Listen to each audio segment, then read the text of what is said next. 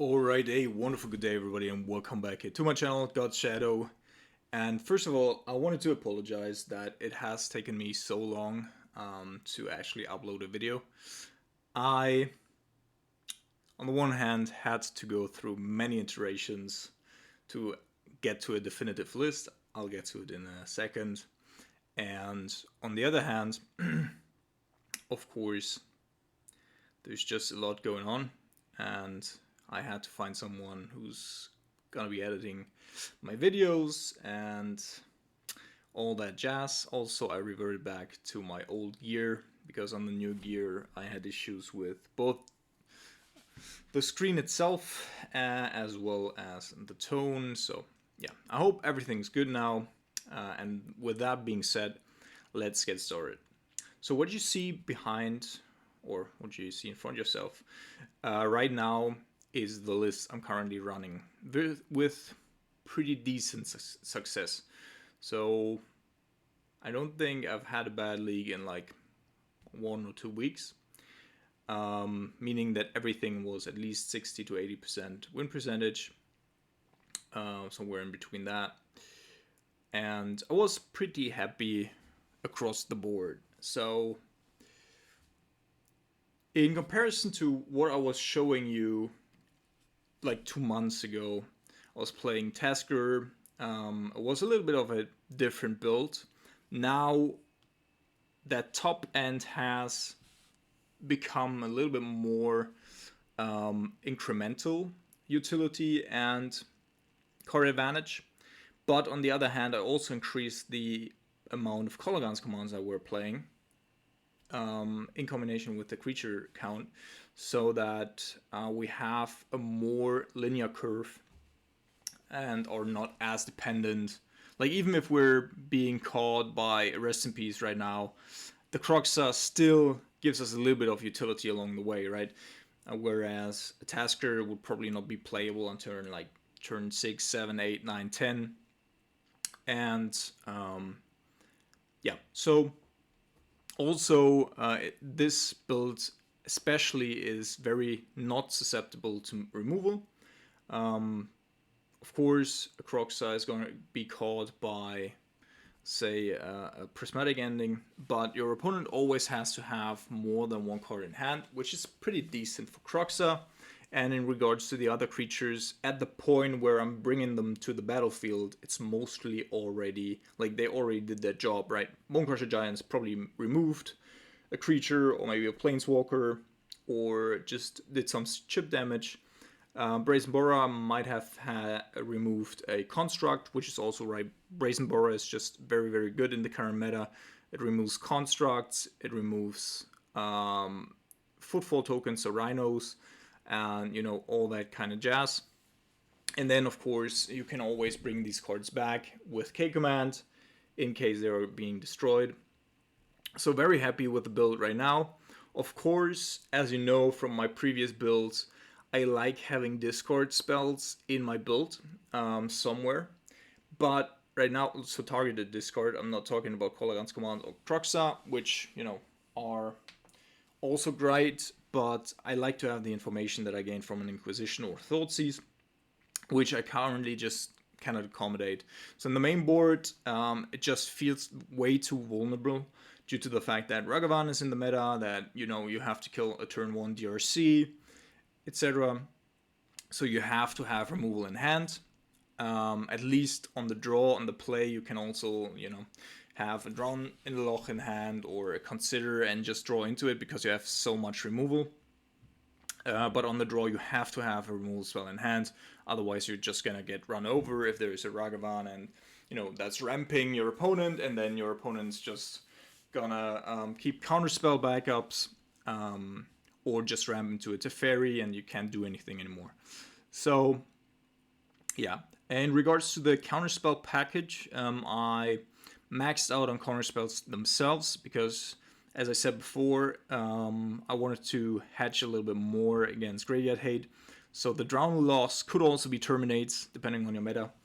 But I felt that Drown Loss actually the more, like, of course it's more versatile, but the card I feel gives me more value in regards to just matchups in general across the board. And then, because the Terminate mainly is in there to kill Murktides, and secondary maybe a Primeval Titan or two. But the Drownaloths just provide a lot of value, in between those two, and can also kill them on occasion. Not all the time, but you have a lot of bounce spells, and getting into a situation where you have no other options than killing a Murktide with a Drownaloth or a Terminate. A single counter spell also often does the job. So yeah, but definitely Murktide is a problem without Terminate and without Sudden Edict. Sudden Edict is a card that I can get into in just a bit, but going on.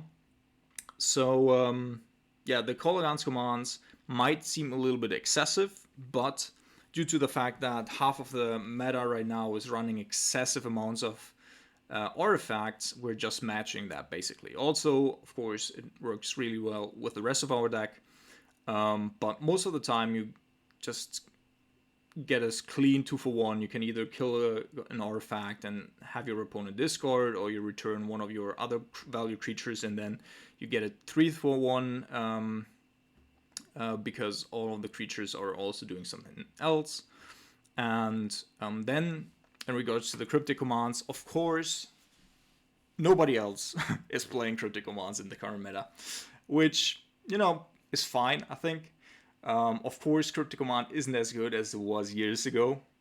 Part of it is definitely my nostalgia in regards to cryptic commands. I also have full art foils, which I just love playing. So as long as I can somehow justify putting them in, I will. I think that the optimal number is somewhere between 2 and 3. I'm playing 4, as I said, because I just want to play the playset. But if you need additional slots, go down to 3. And if you still think it's clunky, go down to 2. You can add Forces of Negation to fight the Violent Outburst decks better. Also, you sometimes get a Relic of Progenitus or an Amulet of Vigor on turn 1, depending on the matchup. So yeah, that's my recommendation. But you can definitely also play 4 cryptic commands. The meta in general is going so way over the top, right? From 4C elementals or 4C in general to Titan to coffers lists. There are so many decks that are going way beyond 4 mana in their costs that most of the time the cryptic command, counter draw, counter bounce, whatever, in these kinds of matchups, like against Tron, against Amulet Titan, where you want to bounce these dual lands, right? Against coffers, but also against the 5-color elementals, Solitude or Fury. It's just feeling really good to not having to counter them with a counterspell or with an Archmage's Charm, but actually gaining some value back. So I can only attest to the functionality of Cryptic Command in the current meta. It is very decent, I think. Of course, not as good as it was years ago, but it still does provide you with a lot of value and a lot of options that I don't want to miss out on. It significantly increases your main board capabilities against these big mana decks, and beyond turn 3, you basically always want to have one in hand. So yeah, that's that. Then in regards to the mana base, I also switched things up a little bit. So of course we've received Xana's Launch, which is a fine card, but you probably never want to play more than one because you just want to fetch it. You never want to have it in hand unless you're getting to the very late game, and then you can omit fetching for it in order to draw it and potentially draw another card. But that depends on the circumstances, of course. Then I decreased our basic mana amount because there are a couple of moon effects in the meta, but most of them are Magus of the Moon, right? And we can deal with Magus of the Moon, that's not an issue. Blood Moon is way more difficult for us to deal with, but the meta itself is so greedy, right? There are so many decks that are playing just a handful of basics or no basics at all. but they are not being punished because of Beseiju in the meta, because the 4C lists can actually afford to play Magus of the Moon themselves. And so it doesn't really... Oh, the coffer stack is just, you know, basically just swarms. And so there is not a whole lot of land hate in the meta. And that allows us for playing a little bit more of a greedy mana base than we did before. And that smooths things out as well, significantly. Especially like a copy of Cascade Bluffs and Sunken Ruins helps a lot with Kroxa, so that you, no matter which combination these three basics enter your hand, with one of these, most of the time you can still go for turn 4, 5 Kroxa from the graveyard. Then there's one copy of Hall of Storm Giants, which of course is basically your very, very late game threat that has a little bit of protection. It's very rare that you actually activate it. Of course, it does happen occasionally, but most of the time, and that's why there are 2 copies of Creeping Tar Pits here, also because of the dual mana, but most of the time you just want to chip a little bit, keep up protection instead of going all in, especially because there are still like Seasoned Pyromancer tokens that can just block Hall of Storm Giants, etc. And you also have to present a threat to cards like Teferi, etc. And therefore, pretty happy with the mana base. You'll see that it's going to be working out really well. Sometimes, of course, the second Creeping Tar Pit can be a little bit slow. And I would say, like, with 1 Tar Pit and 1 Hall of Storm Giants, you can also like get by very effectively. You can play another utility land like Otavara or Tekanuma or whatever they're called. But I was pretty happy with having access to 2 Creeping Tar Pits for the most part. Then the last card that I need to talk about is Bonecrusher Giant, a card that, of course, I have played before, but I cut for the most part. Right now, I think it's decent, especially because you, like in matchups where it's relevant against all these value-based decks, where Ragavan is going to hit you, where 4C elementals like Risen Reef, etc. is going to hit you. It provides a lot of utility and value across the board, where you can just have a removal spell and then present a pretty big, pretty significant threat that can also handle like 1 copy of Footfalls, etc. Right, and then you can return it with Kolaghan's Command. So you could go, depending on the mana, of course, but you could combine Kolaghan's Command and Bonecrusher Giant together to kill 1 copy of the Rhinos and then kill the second one with a block or whatever. So having a little bit of a, you know, a powerful, and I mean like power 4 or more creature in the deck that is not dependent on the graveyard actually does provide a lot of extra utility that the deck didn't have before, outside of maybe Hall of Storm Giants. Then in regards to the sideboard, the 3 copy cards that you see here, Flusterstorm, Dory Voidwalker, and Fulminate Mage, are basically the core 9, the K9. Of course, I know that's, you know, C9, but yeah. Because you need the Flusterstorms to fight the Violent Outburst decks and also Burn and Murktide. So very, very important to have 2 or 3 copies of Flusterstorm in the deck. Then Dory Voidwalker is just your best hedge against both big mana, because depending on what they play into your counter spells, you can just go with a card Liberated yourself, and basically at that point you've won. But also, of course, against the Living End decks, against other graveyard decks, against Yawgmoth, it's just your best bet. And it's been very good. I really like the card.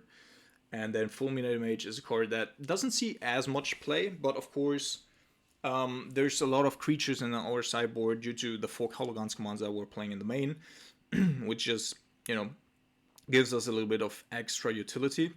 And the Fulminate Mage is like, I want my opponent to lose those lands. I don't want them to fetch more. For instance, against Coffers, you know, if you're killing Yawgmoths, blah blah blah, Urborg, I mean, then the next coffer, depending of course on how many swans I already have, but as long as you're like on 2 or 3 lands, the coffer don't actually provide any mana, extra mana, and so if you're killing the Urborg with a cleansing or whatever, provide your opponent with a basic land, and then they go into coffers, then the whole curve becomes way more potent already again, and you don't set them back that much actually. Same goes for any Titan decks, etc. So really happy with the Fulminator Mage also, because like the big mana decks aren't really playing Veil of Summer right now, so the Titan decks aren't playing it, the Tron decks are playing it very seldomly, and therefore the Fulminator Mages are actually pretty decent in that regard. And then you have a couple of one-offs here that might require a little bit more explanations. So you can see Ragavan, Turag, and Plague Engineer. Ragavan is a card that I don't want to play in multiples. I also never want them in multiples in my hand. But in regards to the main board, so the contrast here is that the main board creatures are just really good at evading removal, right?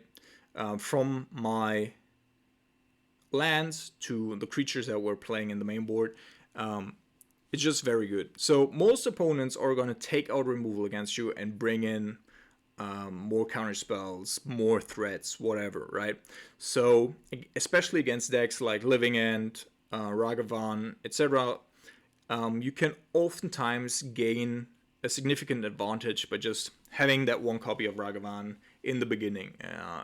Against Elementals, of course, Turag on the battlefield, like most of the deck cannot get rid of it. Like if they have still the Fury in deck, of course, then they can kill it, but you can just get it back with the Color Guns command, and your opponent will receive a like 1/3 basically every time, and trade. And so really happy with these two as one-off specifically. I never want to have more of those cards, but they are very potent in what they are doing, and so a one-off is pretty decent. In regards to the Plague Engineer, there currently isn't a whole lot of tribal decks in the meta. There are a couple of goblins that are running around, which, you know, you can also beat just with the main board. Like, you don't have to have significant hate for goblins. Of course, sometimes it can be difficult, but depending also on caverns, etc. But most of the time you can manage. Plague Engineer, of course, helps those matchups as well. But I like that Plague Engineer also has the Death Touch. So even against decks that are non-tribal, you can take out maybe Demoth Nexai, while also presenting a threat that can block a hammer that is being equipped to like a construct or an Esper Sentinel or whatever, without having to trigger the triggered ability. So I don't want to have too many of those Plague Engineers right now, as I said, because of the meta. But I think one Plague Engineer as a hedge is good. And then there are 3 enchantments, which I generally don't like playing in my Grixis deck because they don't synergize with the rest of the deck whatsoever. And of course, due to Boseiju, most enchantments are just heavily under fire, even from a main board perspective. But Alpine Moon does have a couple of very specific tasks, one of which is taking out caverns, both against Titan decks, against 4C Elementals decks, but also, very importantly, having a card that can target coffers or Urborg against coffers does play a very significant role, because otherwise you're still very dependent on what your opponent is going to draw off the top. With Alpine Moon, you're slowing them down significantly, and that of course makes your deck way more efficient in comparison to theirs. And they also can't get rid of it, so whatsoever, basically. So Alpine Moon, very significant in those matchups. Dress Down is just a utility card that helps you a little bit against basically everything that's on top right now. Force Elementals, of course. You can take out a couple of shenanigans even through a Cavern of Souls. Of course, it is only a temporary hedge, but sometimes that's enough, right? Catching an Omnath, like one of the 4 copies in 80 card deck. Of course, sometimes there are also even, Eladamri's Call, etc. So that number might increase depending on the composition, but it does give you an edge against those decks. It also, of course, is one of the best cards that you can possibly have against any deck that is playing with constructs and Urza Saga. And then there is Hidetsugu, a card that I want to love, but somehow can't because it is symmetrical. I don't mind the Destroy non-land permanent. It's great against, artifact decks. It's great against goblins sometimes, depending on what they have on the battlefield. It's good against the Footfalls deck. But, of course, exiling our graveyard, like, if you're doing it on turn 3, then it's okay, right? Until turn 3, you have a couple of cards in the graveyard, but at later stages, when you're exiling, like, 20 cards or 25 cards from your graveyard and your opponent didn't actually bring in any graveyard hate, then it becomes a feel bad because you're decreasing the value of your whole rest of the deck. So I was running more. I think it's very efficient for what it does, but I don't want to be playing more than 1 copy right now, as I neither can return, so I don't have additional utility from it, except for maybe bouncing it with a cryptic command after it has become a creature. So that's a possibility, but at that point, mostly you don't need it anymore. And otherwise, yeah, it also stands in contrast to a whole lot of the rest of the deck. But it's still a very good card. It's one of the best effects that you could possibly get for 3 mana in regards to the destruction effect, especially against tokens, but also just randomly, killing Death Shadows and, all those very cheap creatures. And the exile or graveyards, you shouldn't play this for graveyard hate because it's very predictable. Most of the time your opponent can't play around it. And it also hurts yourself, but it is good as a one-off copy.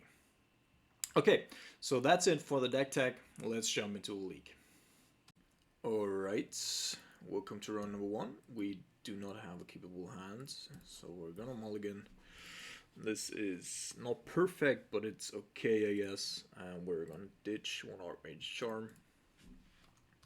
We're only playing 2 copies, but whenever I have it in my starting 7, I have 2 copies of it. Alright, so this might be prowess. And so if I'm going to fetch here for Black Source, obviously that's not going to be great with the Archmage's Charm, but I think I'm still going to do it because we could also be facing some other mono red version that is playing Blood Moon, so I want to hedge a little bit. Also, of course, we're saving a little bit of life here that way.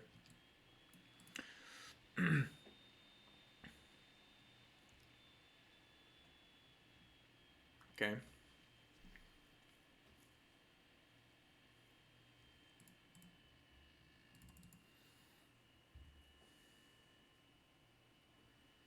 So obviously this makes it a little harder. So our opponent could of course also be playing some sort of I think I'm still gonna do it since it sets him back a little bit. These types of lists are generally running pretty low land counts.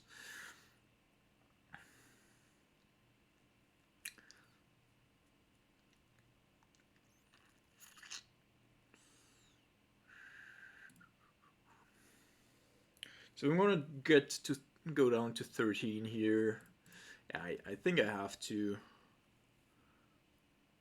fetch shock here.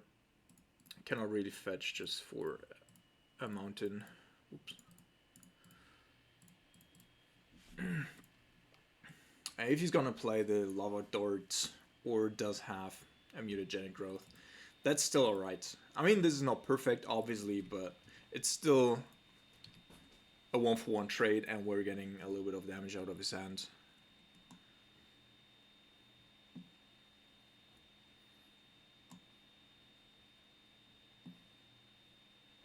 Alright.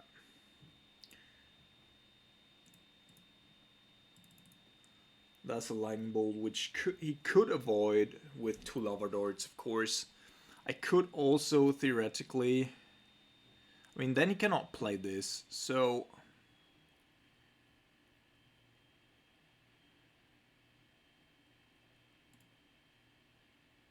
I think I'm gonna start off, but... He doesn't have another creature, so he might be forced into that line. But if I let him have this next turn plus the 2 lava darts, then I might just be dead. So we're gonna try this, and if it doesn't work, then we can still look for another Bloodchief Thirst or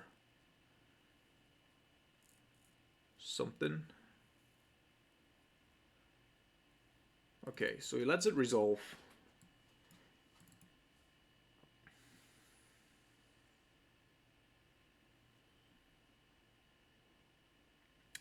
I'm gonna go with Sandus Longshear next turn, and I at least have the Automated Charm.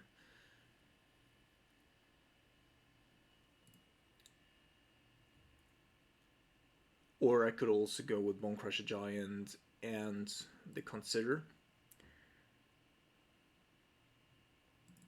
Yeah, I think I'm gonna go with this. See what my opponent does.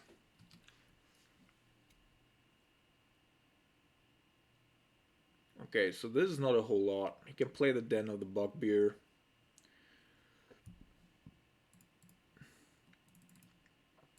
So I'm probably gonna go with this play.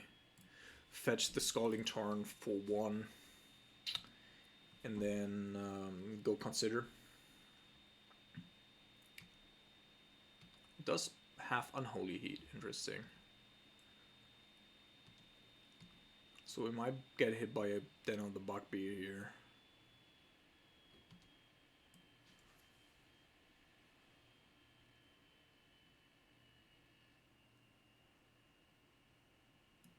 But we aren't. That's a weird list. So we can grab that DRC. We're also at a virtual 7, now 6. Which means we're dead. Like, we cannot take any hits here. Not really, at least. Alright, so now I'm thinking that he does have a Lightning Bolt in hand as well.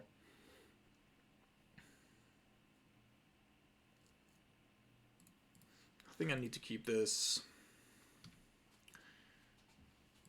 And that's okay, I guess. So at first we're going to go after the DRC. Hopefully he also... Yeah, there was a Lightning Bolt. I thought as much.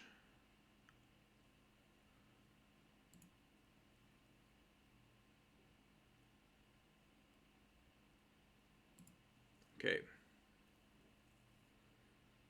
Isn't keeping it what he had on top, which was a Bloodstained Mire. So now with the Den of the Bugbear, I assume that his land count is a little higher than other lists would typically run.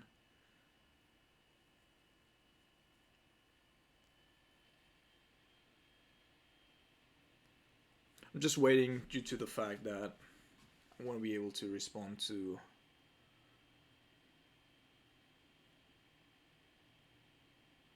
Alright, so he's gonna do it. This is not bad. And then we're gonna gain control of that.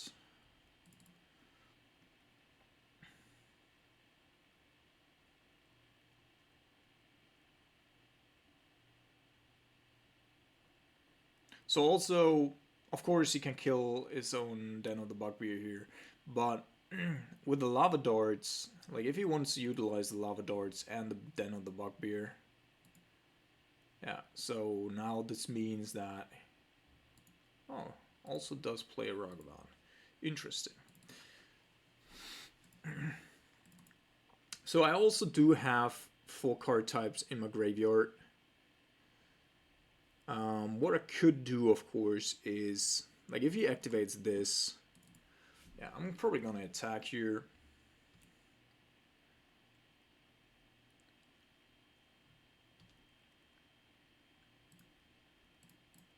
I mean, I have to anyway, but I could have theoretically also gotten the Bonecrusher Giant out of my graveyard, but we have to push it a little bit anyway.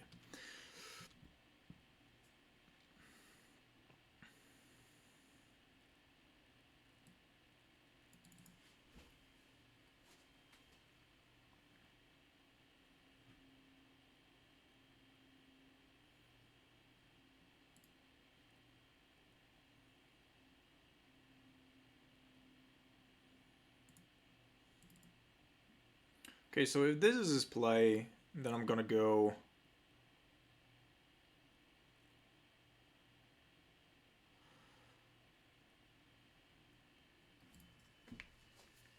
So Lightning Bolt obviously kills me this way or another, right? So I need to have some sort of removal for the Den of the Bugbear, which means I would like to get rid of whatever he does have in hand, plus kind of want to get the Bonecrusher Giant out of my graveyard as well. I could still bounce the Ragavan, but maybe I'm just gonna go... Oops. Turn this and kill that.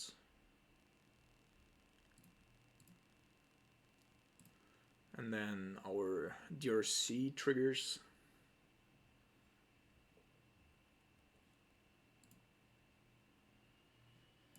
We're gonna put this into the graveyard.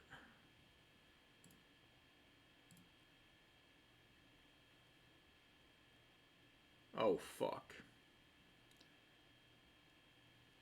Alright, we're dead. Okay. Maybe I should have discarded that. No.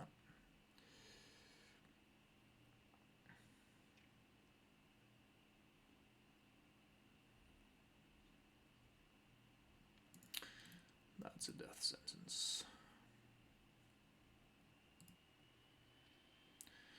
Alright, so I definitely want to have the Flusterstorms. I do want to have all the Doughties. And even the Hidetsugu isn't bad. They are definitely going to bring in some sort of Blood Moon effect, I assume. And since it's so low to the ground, I think I want to get rid of all of these.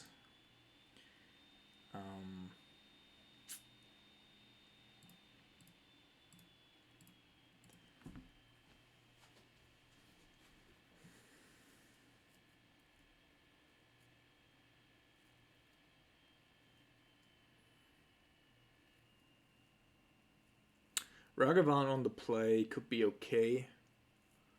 Certainly not perfect. I think I'm gonna bounce, ditch one of these Brazen Burrs.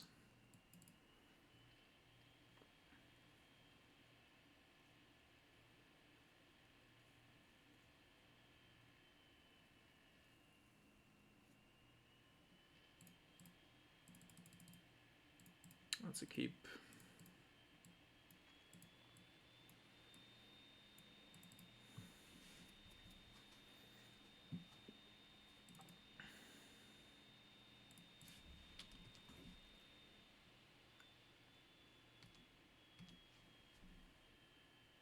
So it's good that we do have the 2 counter spells here early on, because then for any additional fetch, we can fetch for a blue source, and then we only have like 2 dead cards in our deck, even if we're gonna get hit by Blood Moon.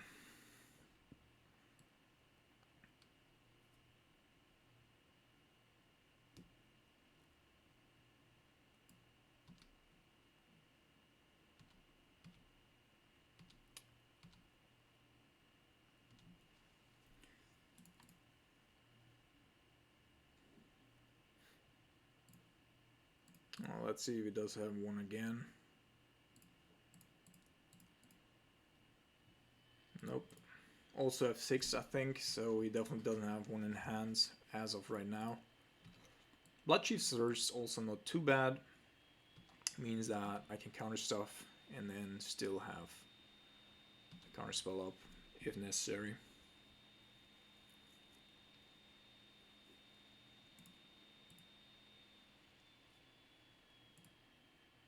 So obviously he is playing okay.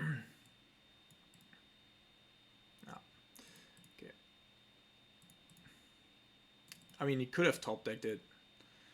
Thankfully didn't, but I think it was still the right call there, since he only had one, basically one out. Yeah, I'm gonna counter this.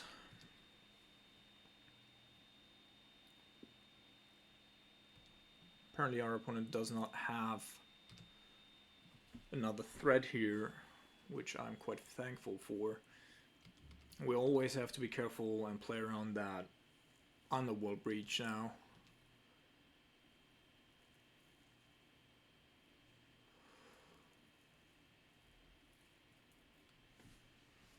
So I think countering this doesn't actually harm us all that much. Because even if he does have a second land or a fourth land here and an underworld breach, that's not really, doing a whole lot. As long as we don't have access to a fourth source, I just want to keep my counter spells up. Also, and he already spent, yeah, he's probably gonna crack the Sunbed Canyon to find a threat. Assumed as much.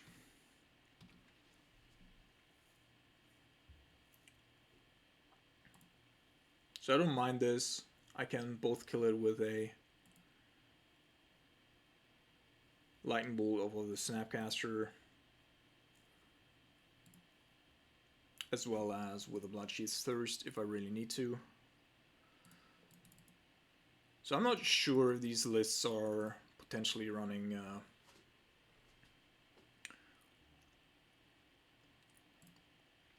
like Bedlam Reveler, something like that, but probably just Underworld Breach as a means to close out the game on the spot.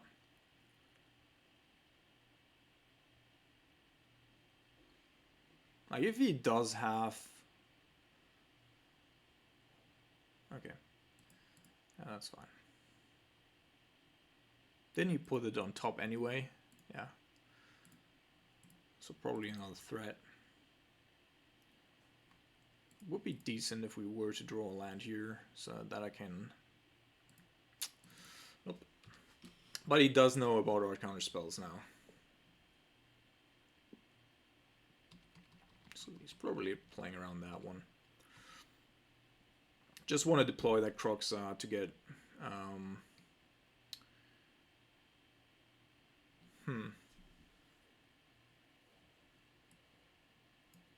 This seems aggressive. Like so aggressive that I want to actually have it in play. Something's weird about this. I can still kill it. Yeah, there's something going on here. I'll light up the stage, alright. Yeah, I'm gonna counter that one. With a counterspell that he knew of course. Also, the Drone Lock is a little bit more versatile. So I assume that the last card in his hand. Yeah. Alright. So might be a little bit, yeah, so now I'm gonna be aggressive with it. So I assume that the last card in his hand is an Underworld Breach, which it isn't. That's still fine. Next turn, I could theoretically cast the Kroxa.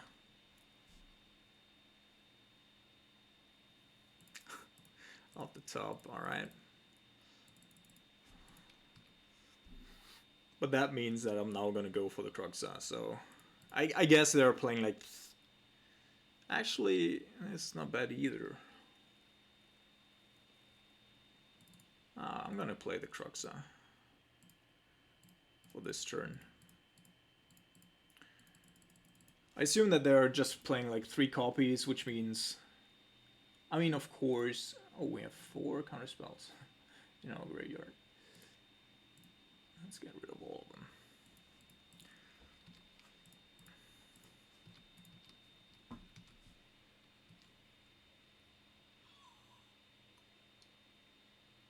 Alright, just a land, so this is now over, which is good. And I'm not gonna reveal my Doughty right now, because he's definitely not gonna get out of this one way or another, and I just don't want him to play around it in the next game.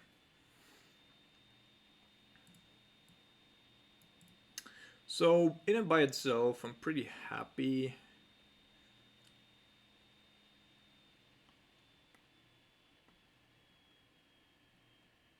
We haven't seen a Blood Moon, but it's so possible that our opponent is bringing in a Blood Moon that I want to at least have one Brazen Bara here.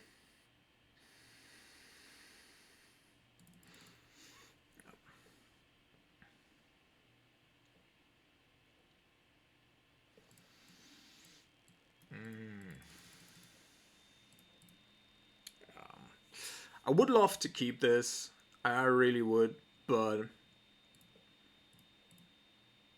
I just don't think I can. I think I need a removal spell turn 1. Hands, you know, perfectly fine. I think on the play this would be one of our best hands, but on the draw, fuck. Let's say he's playing a Ragavan, turn 1, right? DRC doesn't matter as much. And I can counter Flusterstorm. Oh, fuck it. I'm gonna keep. It's probably a mistake. Okay, so it's a DRC turn 1. Which at least is a little better than Ragavan in the sense that it doesn't provide as much. Oh, that's, you know, that's also decent. Now this is definitely going to be a swamp, a basic swamp.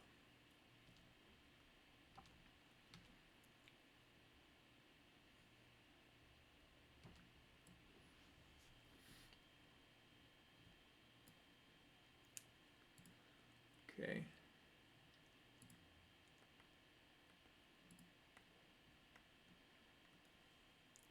So it's pretty easy for my opponent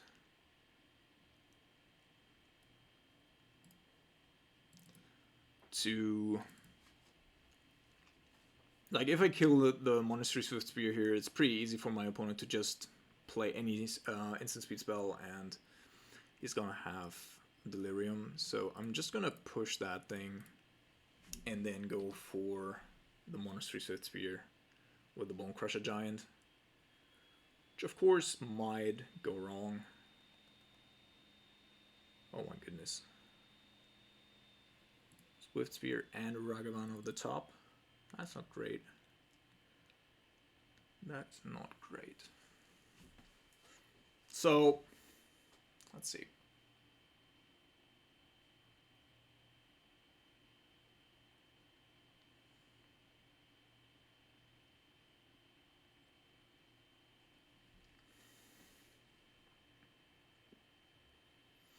So I could play the Doughty here, which would of course clog his graveyard and mean that even if he does have an Underworld Breach here, it basically wouldn't do anything, like from this point onwards.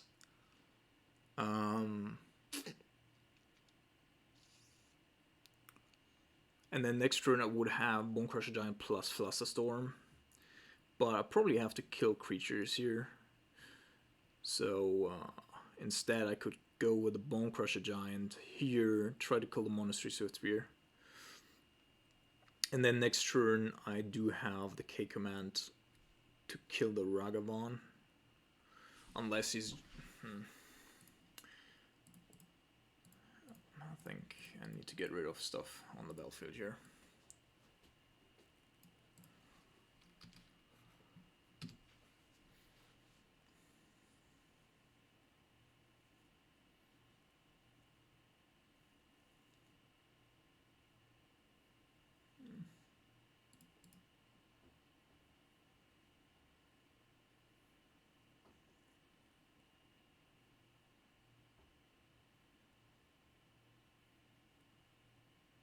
That's not too bad. I don't want to have a second copy of those anyway. On the other hand though, our opponent is most likely, so I'm gonna go and fetch for a basic with this one.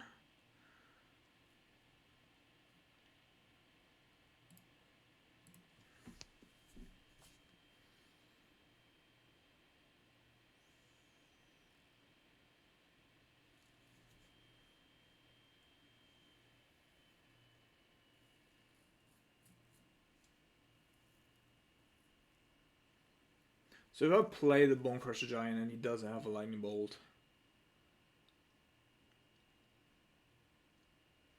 in hand, then he's gonna hit us with a Ragavan again, which means we're getting at least 4 damage, potentially more.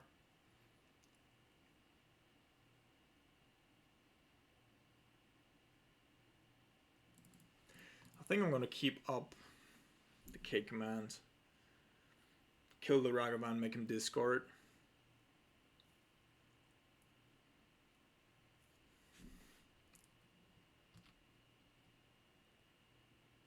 Or potentially go with a Flusterstorm, depending on what's going on. So I want to be able to protect the Bonecrusher Giant with... Yeah, he did it again.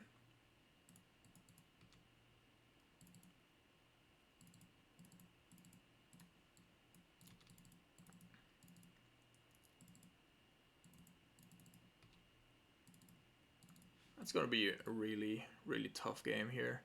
So I'm going to make him discard and deal 2 damage to that one.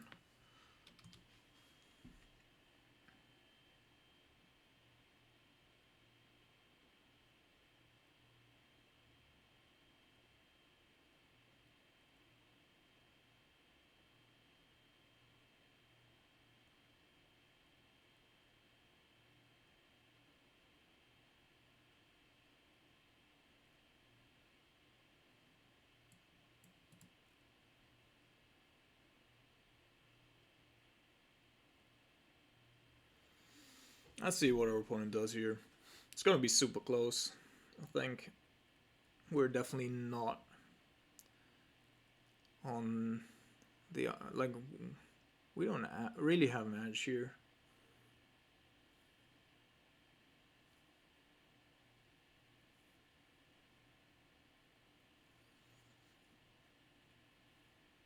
So apparently my opponent's thinking about, alright, just... Okay, so he did have the Lightning Bolt. Did have another Lightning Bolt, oh my fucking god. But now he lost the Magus of the Moon. Alright, so...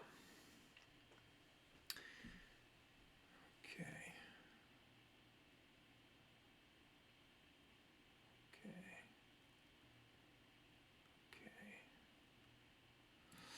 So sadly, I cannot really fetch for a multicolor source here. And I also need to protect myself against this thing. There's nothing in the graveyard right now that would suggest anything.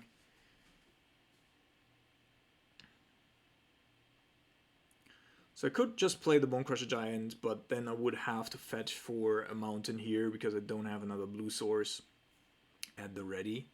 That would insulate me against a Monastery Swiftspear, but he still does have quite a bit of mana open, right? So he's most likely gonna crack the Sunbaked Canyon and then do something, right? And if I'm gonna go fetch for a mountain here, then I'm also dead to a lava dart, which is bad. So I kind of want to get rid of that treasure token though. Really, really tough here.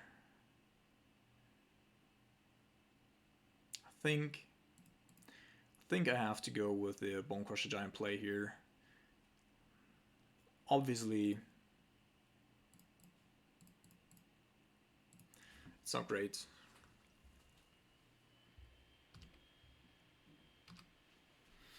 If he finds like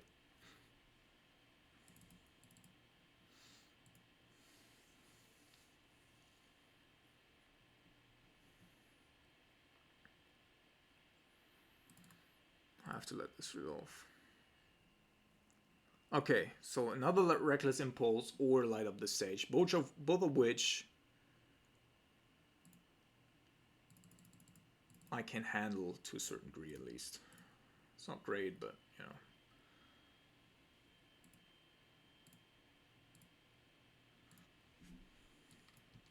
It's pretty strong that it's, you know, until the end of it, your next turn. So I can kill the Monster Swift 3 here, potentially. Yeah, you cannot cast that, motherfucker. And then next turn...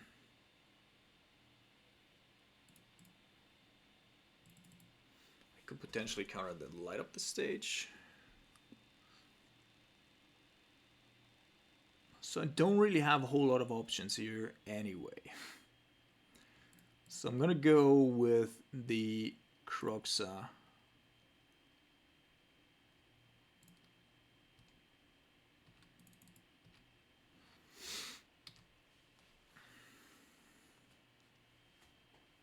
Okay.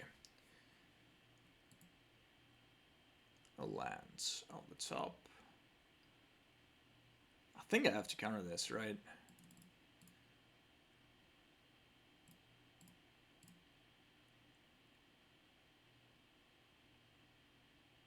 Yeah, I think I have to counter this.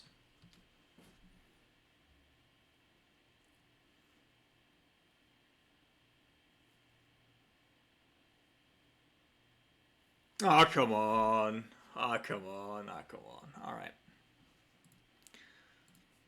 Let's jump into the next game here.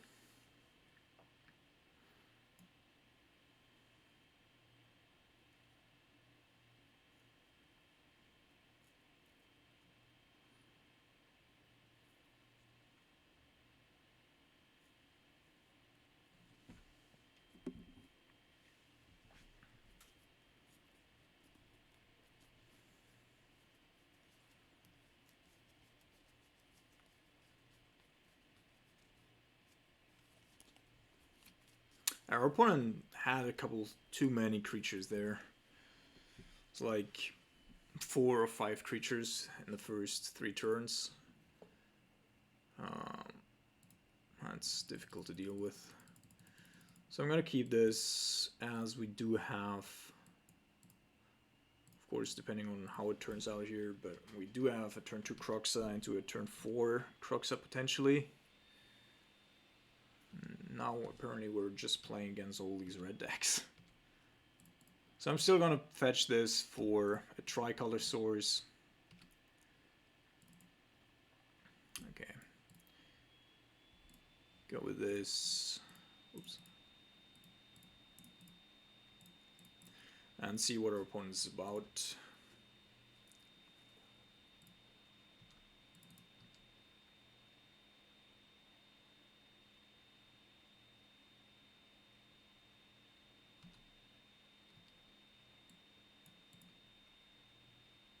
So we could be playing against Mono Red Prison.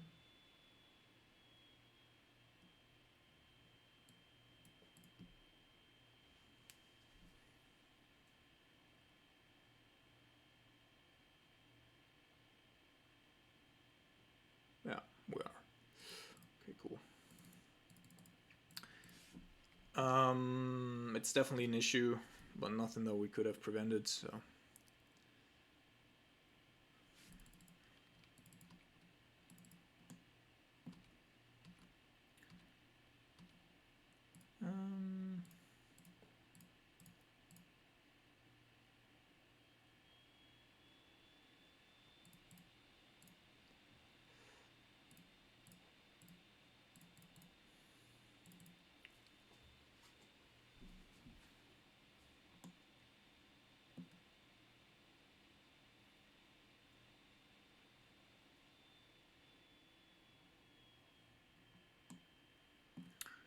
Yeah, we're definitely playing against some weird decks here. So, in regards to the Blood Moon, of course, we do have 2 Brazen Borers in our deck.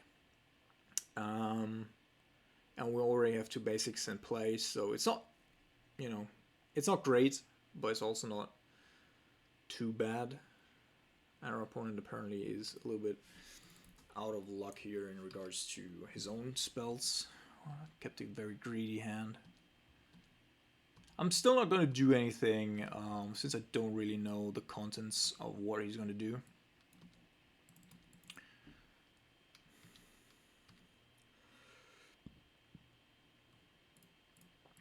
Yeah, we're just waiting for Brazen Borer at some point and try to stay alive until that point.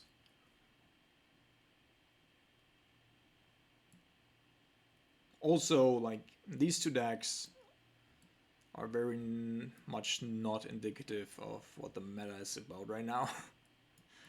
Also, I mean, you can see it on in the sideboard, right? There's basically nothing that really does a whole lot of against these kinds of decks. Oh, that's fine because they are not really prevalent. Okay, that's a Snapcaster Mage.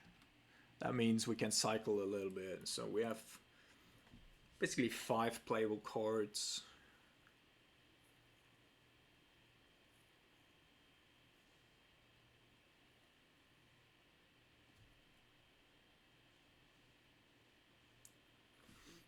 I really need to, what Strike Ridge? Create a treasure token flashback, alright.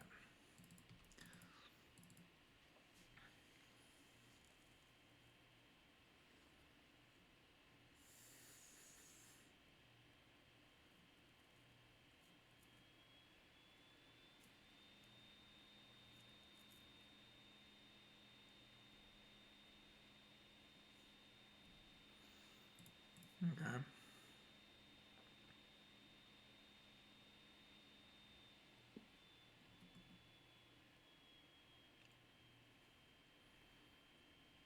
Good thing is, if we were to find a Brazen Borer at some point, we probably can instantly play the crux of the... What the fuck's going on?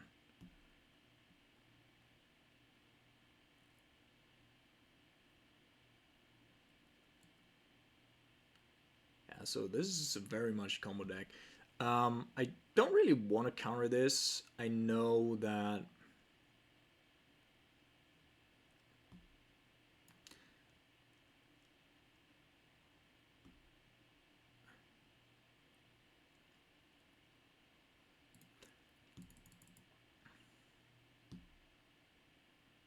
This might be a mistake, but my opponent is going so much all in here that we might get rid of most of his hand.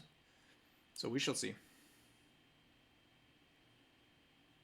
And this also seems a little bit like a bait, potentially. If he had played the other side, though, I might have had to do something against it. Although we also do have the Kolaghan's Command, so also not that much of an issue. But we shall see.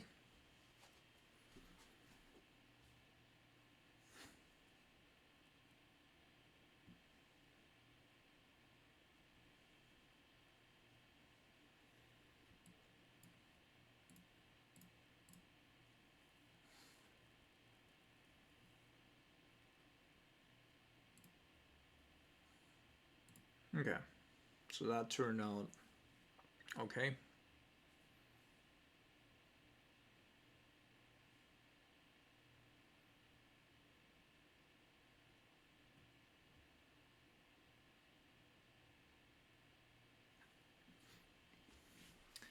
And I can of course go end of turn, Snapcaster Mage, K command, destroy the treasure token, make him discard, so that way we do have a little bit on the ground.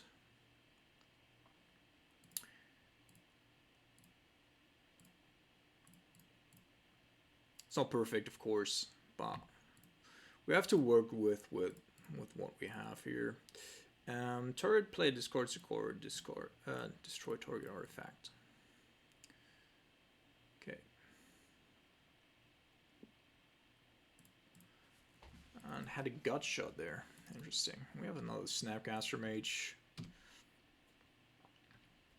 We can work like with 1 or 2 basics. We can already do quite a bit with our deck, which is pretty cool.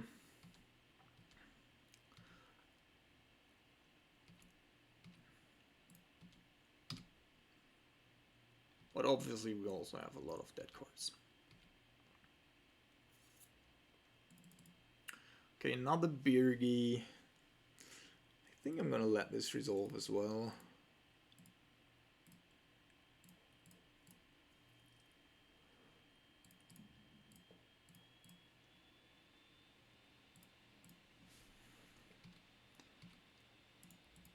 I also don't really want to show my opponents how dependent we are on blue sources,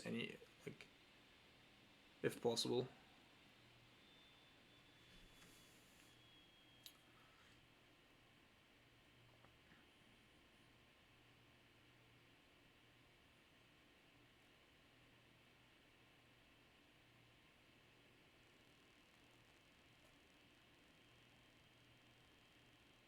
Yeah, that is something that I have to counter. Fucking shit, fuck. Second fucking Underworld Breach deck that we're playing against here in a row. Fuck. So...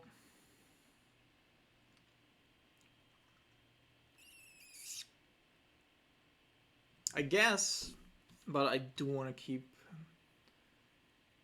he does have another... Oh. Just looking for a little bit of action here, apparently. Okay. Okay, that's fine. That's fine, that's fine, that's fine. Turn, target discards.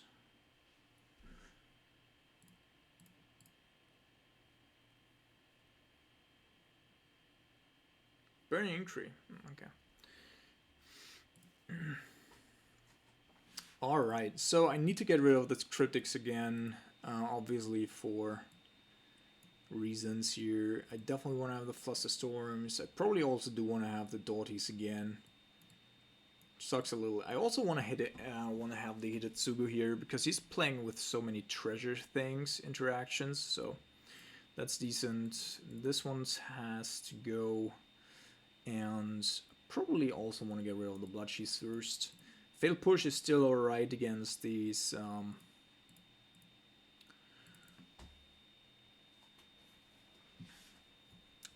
Kiln Fiend things. No, it's not a Kiln Fiend, but you know what I mean. So Brazen Bar is super important. We only have these cards that, you know, require double mana, plus potentially the Croxa, but we do have a Ragavan, and our opponent's not playing a whole lot of removal, so that might work out quite well. Yeah, let's do this and see where we get.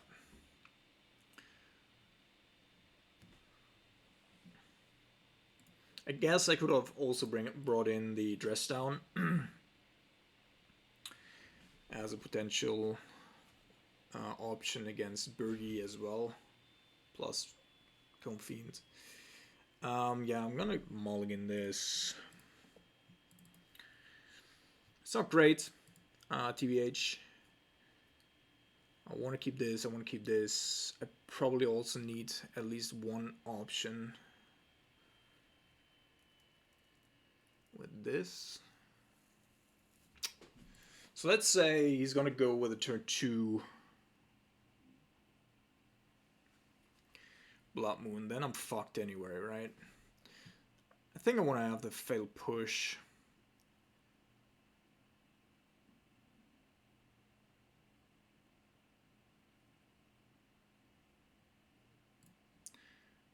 Gonna get rid of the Doughty here in the beginning.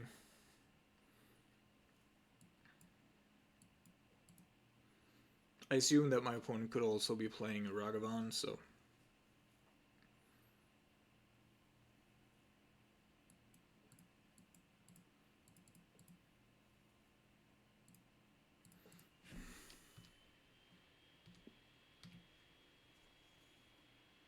If he hits us with a Blood Moon here, then we're dead. Like, there's nothing that we can do about it. Okay, that's not a Blood Moon, so we're still in it. Okay. Snow-Covered Swamp is decent.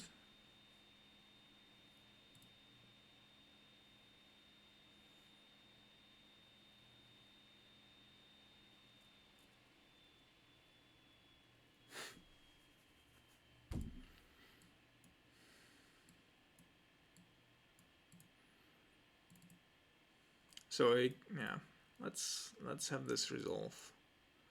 Oh my fucking god. That was not super great.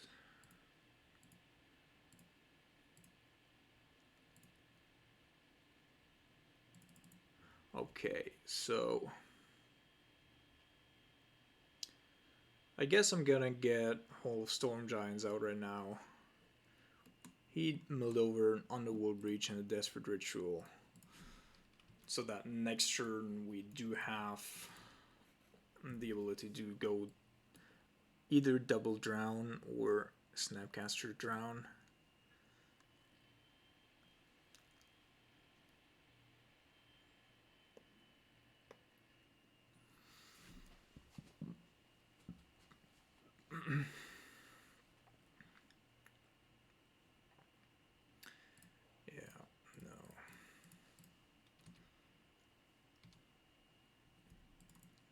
Okay, so this at least is a blue source. Sadly, we mulled over our black source, which sucked a little, but...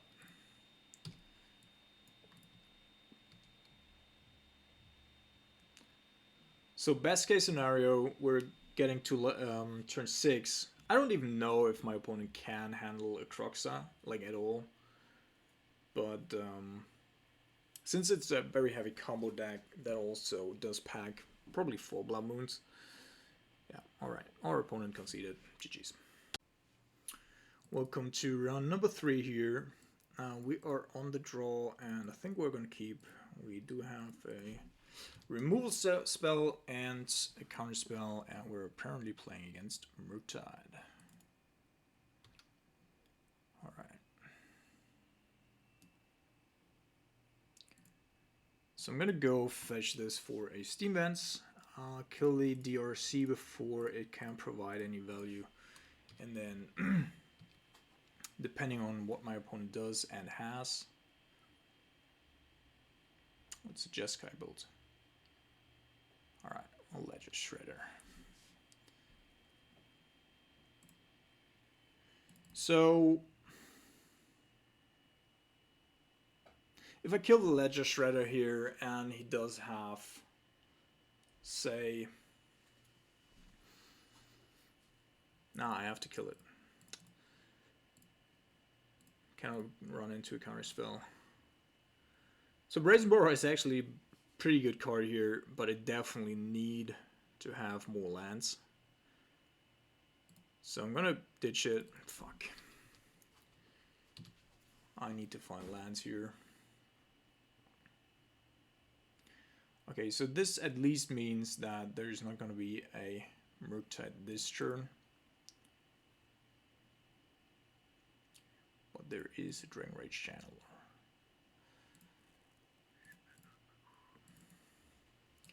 So I could return the Brazen Borrow here. I think that might actually be decent. So we're going to return and try to kill that. Oops.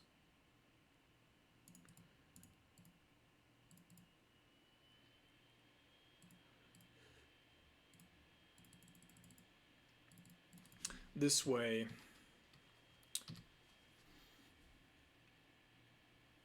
we at least have a little bit of a hedge against a Murktide, and there's only one sorcery in the graveyard, so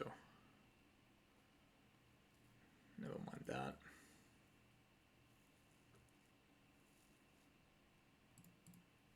Okay. Alright. So, if I'm gonna play the Kroxa here, yeah, I think I'm gonna play the Kroxa. Reason being that my opponent then has to play around it, which I actually like, and we also get a card out of his hand. But now he has to be wary of that Kroxa coming down. Oh, does have Prismatic Ending as well on the main board.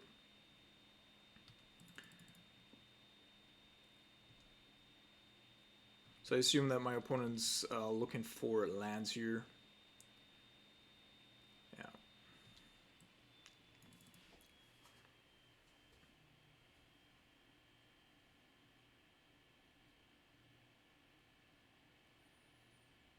So what happens? Yeah. So I think I'm gonna fetch this for blue source, and even if he does have counterspell here for my counterspell. Then I most likely get to resolve my Kroxa. And this is exactly the decision that I was talking about, right? So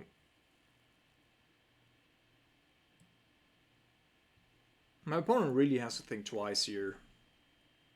And there's a little bit of... Also, we still have the Brazen Borrow in case he wants to follow it up with a Murktide.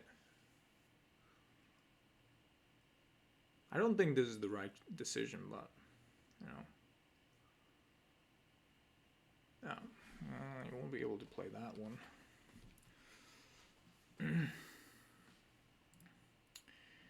Alright, so I think we're going to go with a Kroxa here.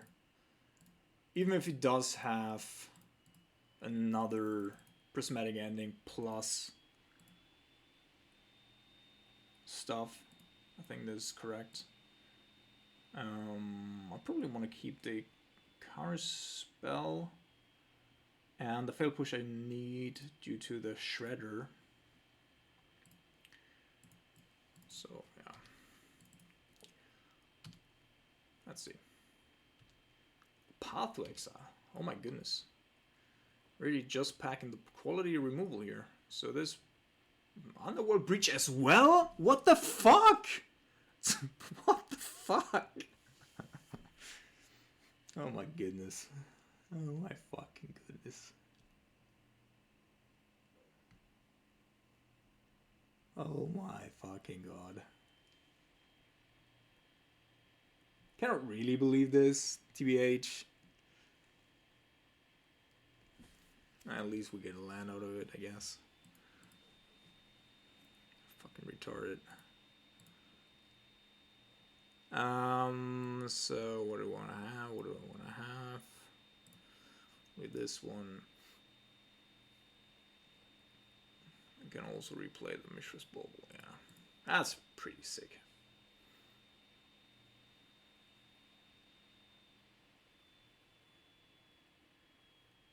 So now, though, we know that the last card in our opponent's hand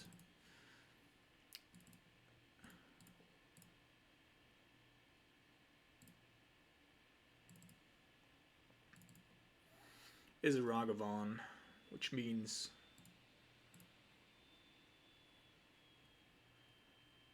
yeah, I'm gonna discard this.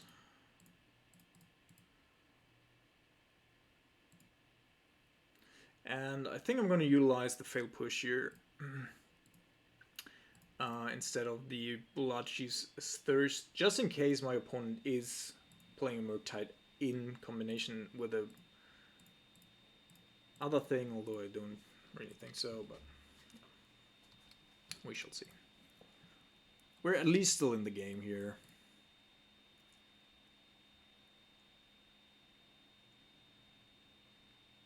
Okay, don't mind the bauble.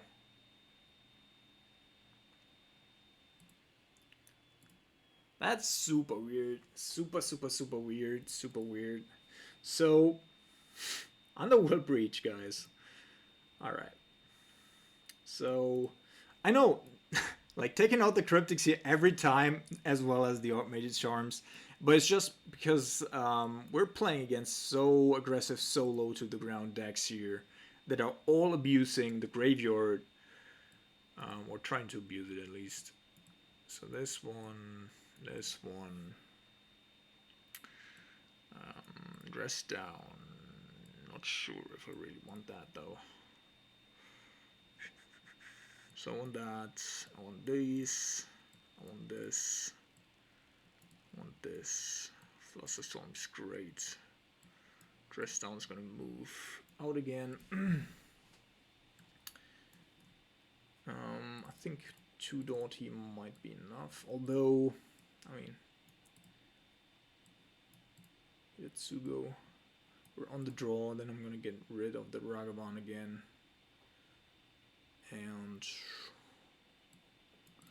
play 61 because we lowered our average CMC by quite a bit.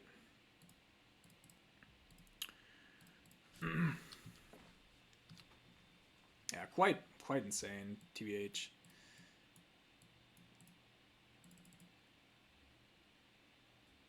So our opponent's playing a 3-color deck. It's possible, of course, that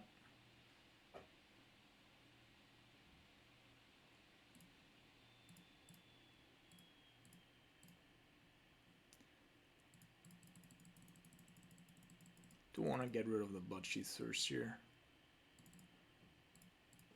I think so.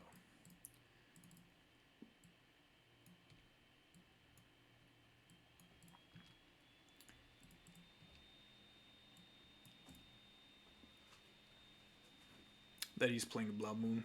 Well, maybe he is.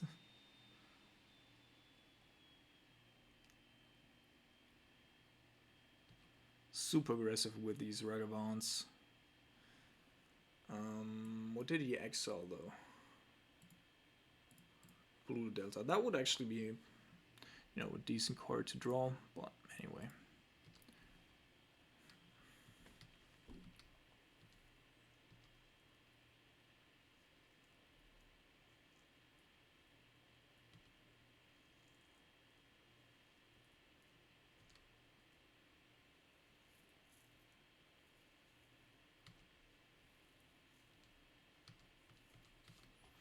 So, we're gonna try to kill something here, but I actually want to go with a Hidetsugu here.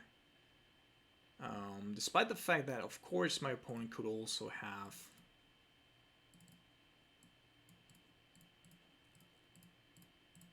it definitely does have some sort of counterspell here.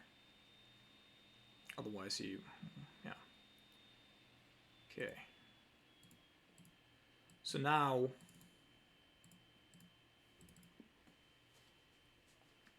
I think I'm gonna go with Hidetsugu, honestly.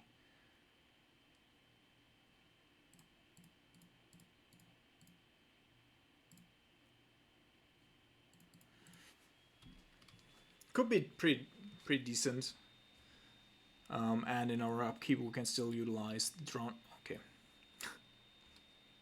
Alright, welcome to round number 4. We are on the play, and we're gonna keep this hand. Keep.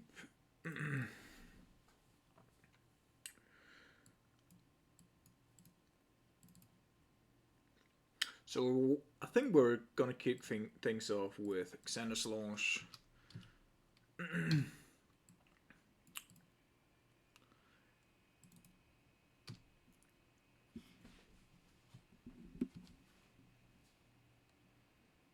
See what my opponent's doing here.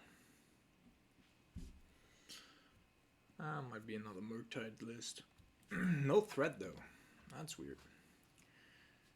Alright. So we're gonna fetch. We're gonna shock here to have Dronloch at the ready.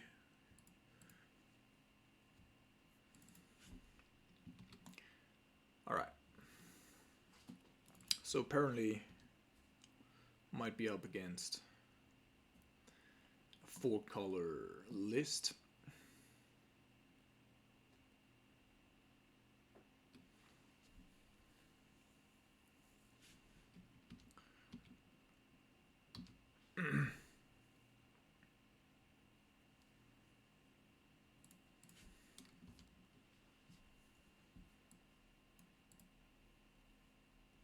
Ice Fang.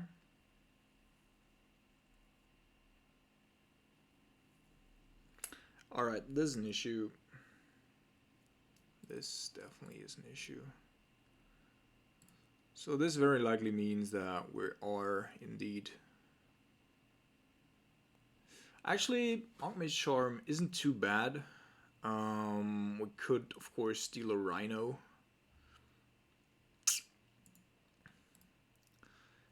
But we would also have to play around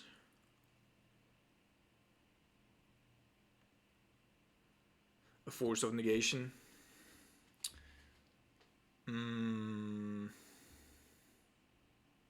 We're definitely running into Rhinos here. I think I'm gonna put this to the bin in order to have drawn up, and then we can go after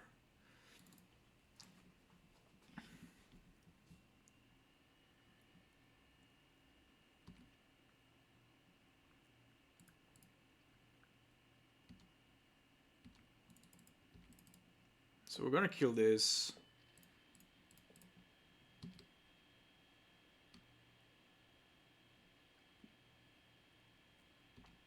Oh shit, what the fuck?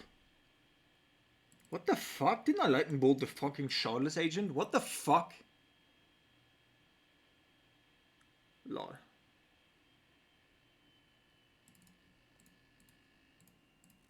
Why did I target the... I need to see the replay. Like, I was already... He definitely does have Force of Negation here, I think.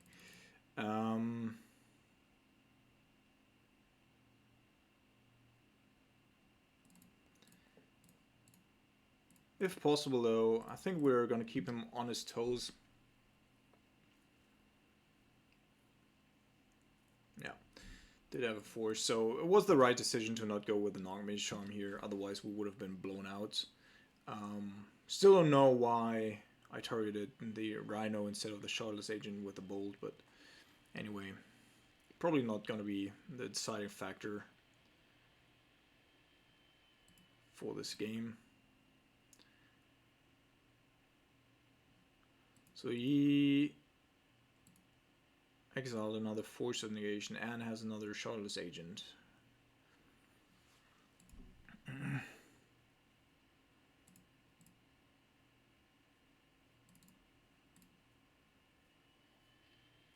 So let's see. I'm going to take 12.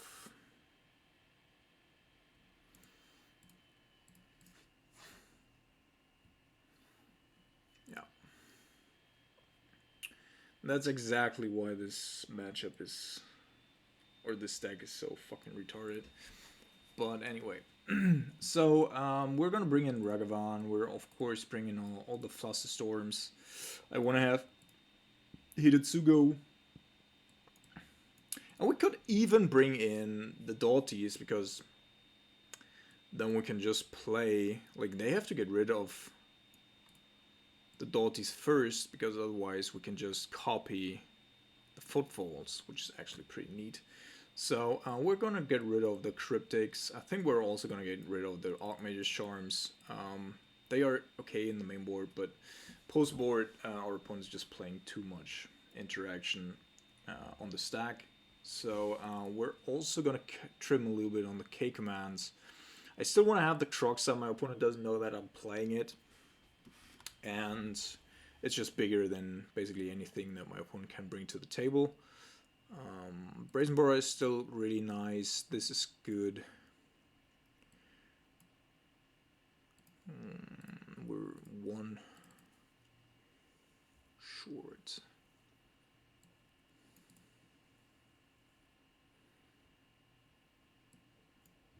Bone Crusher Giant is also still good because we can kill Brazen Boras, we can kill opposing Charlotte's agents, and then still have the Bone Crusher Giant to kill Footfalls Rhino. So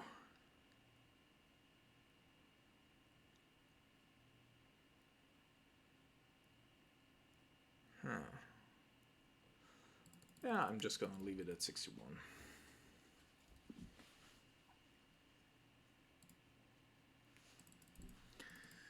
Alright. So the issue here is that my opponent's probably gonna come around with a Fire Ice again. Fuck this shit. Fucking retarded deck. Really is retarded.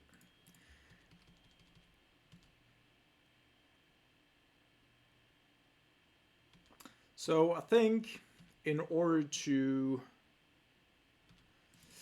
get my Doughty down,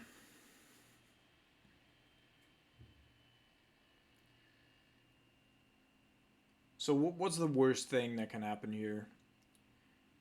Worst thing is probably Fire Ice me if I fetch here into either a Blood Moon or a Shardless Agent. Second worst thing is if he does have Fire Ice, he can also fire my Doughty and then go with the Shardless Agent, right? So this would be different, of course, if he didn't have the Gemstone Cavern. But I don't have a way. Like, I have to test it, I think. I'm going to go with a Shanna's Launch here. Test if he does have Fire Eyes. Of course he does.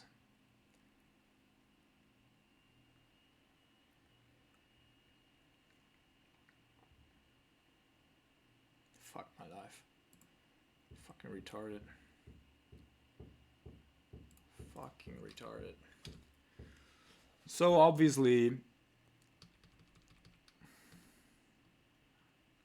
now we're in a pretty bad spot.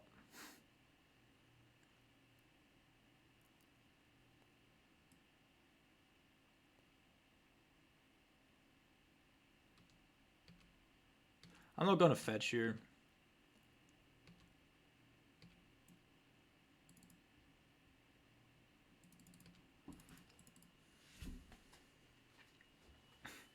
It's gonna be a violent outburst. Like Gemstone Caverns into Fire Eyes into violent outbursts on turn 2.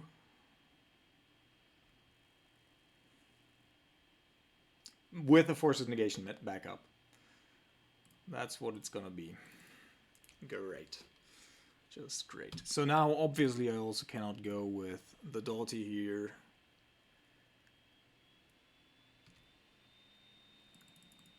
Fucking retarded. It's fucking retarded.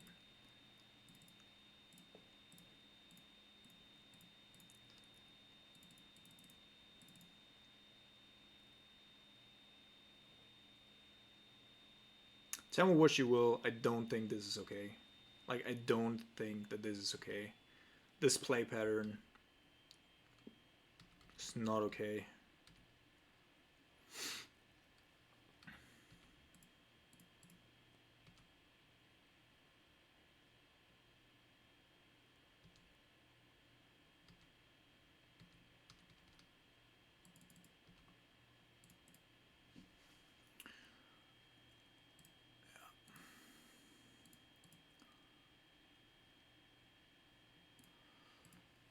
So, we're gonna play the Doughty here.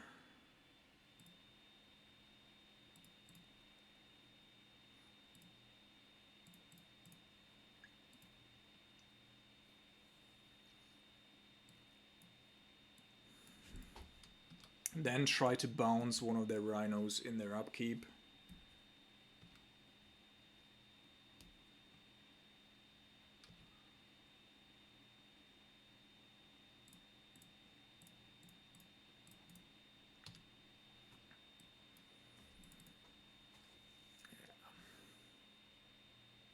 Fuck Fucking retarded. Fucking retarded.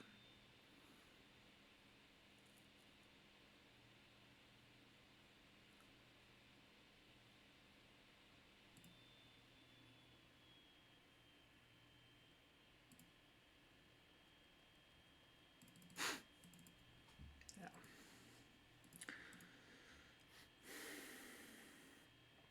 There's no way we're getting out of this. This is fucking retarded.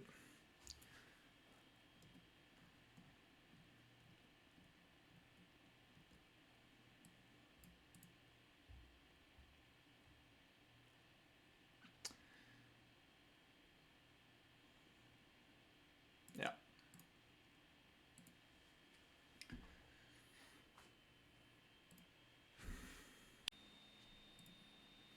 Welcome to round number 5 here. And I think I'm gonna ditch this. It's not a good hand. We only have one piece of interaction that actually is playable. Our opponent's also on the draw, so I think I'm gonna go with a mulligan here. Hand's not significantly better, but a bit better.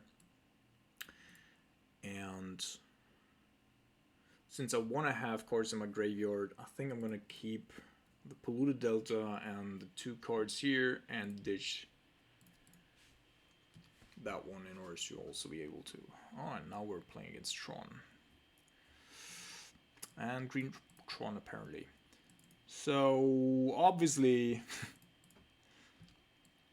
our draw isn't perfect here, as draw and loss are the 2 worst counters for us against Tron specifically. But we do have a couple of sideboard options, so let's see.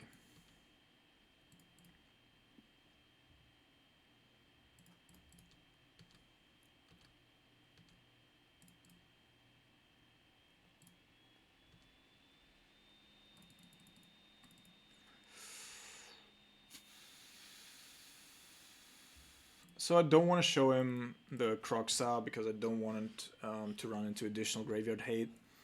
We're very likely going to lose this if he does have a big threat here. So I'm just going to wait and see. And then I'm going to... Well, this I can counter.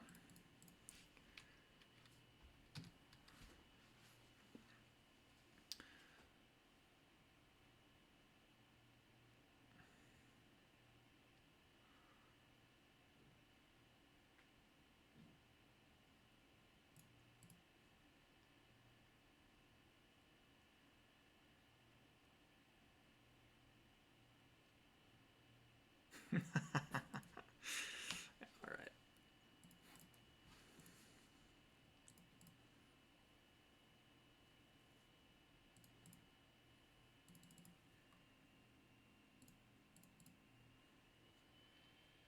So we need to find an extra counter spell here, which we didn't do, and thus you don't need to keep playing. So here, I'm definitely going to take out the Bone Crusher Giants. Take this one out. We're going to bring in this one,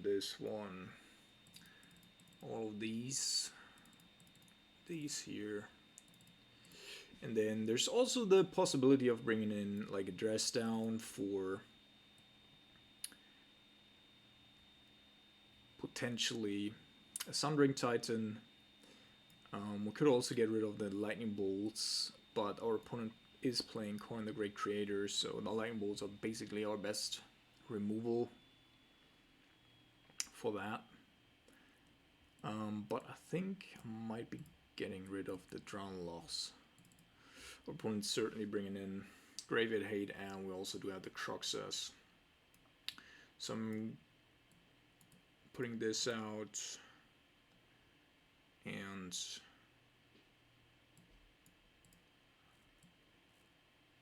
we're on the play, so I don't think I need the Flusterstorm. I'm just going to bring in the Dress down here and ship it.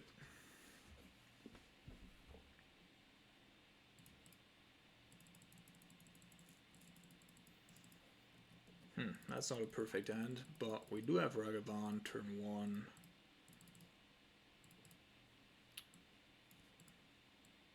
which smoothes out our mana. Potentially we can get like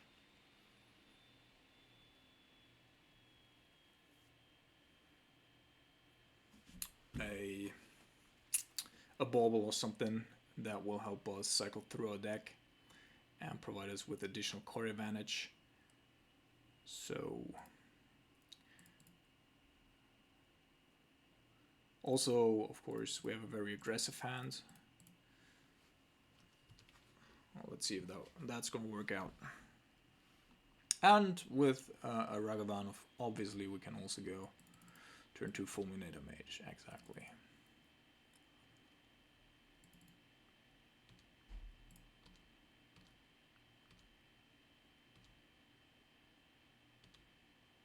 Alright, so there's a power plant that we hit, which is already pretty nice.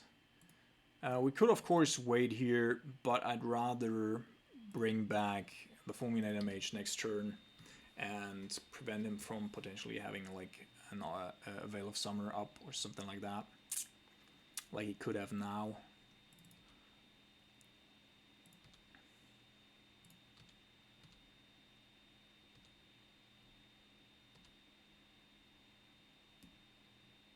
Another power plant. Getting lucky with those. If my opponent's bringing in a power plant, we're definitely going to go after that one. And there's the power plant. Alright. So, obviously, like this looks like my opponent does have a Veil of Summer up. Like, I don't think there's another reason to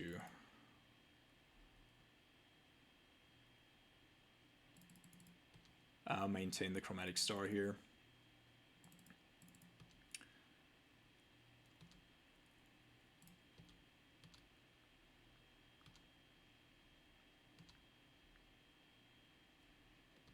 And the tower. So we're bringing in the Tar Pit and play the Fulminator Mage. He's on at 14 right now. So we're gonna try it here because he's gonna have to crack that one. Yeah. Yeah, that was pretty obvious.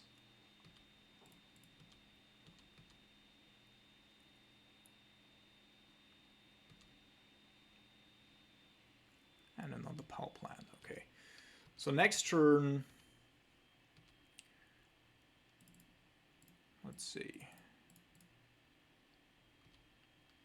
We're dealing 5 here. It's down to 9, so with the Tar Pit next turn we have lethal.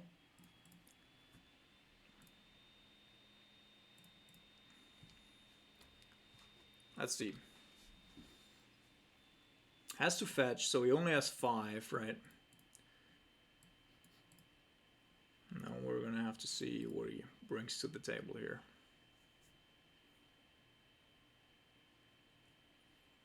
I don't really mind a Karn.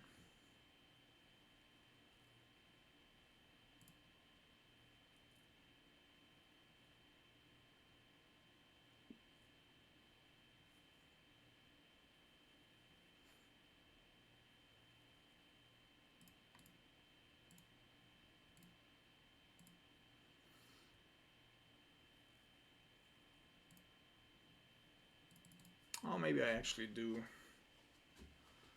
So now I'm 1 land short, right? I should have responded to the Karn to the treasure ability, because now I won't be able to. That was not so great. So I can kill the Karn. I can play the Fulminator Mage.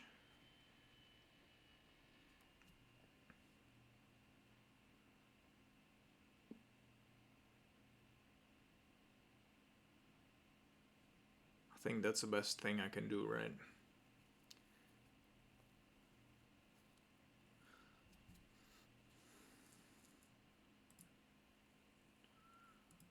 That's a 3rd tower.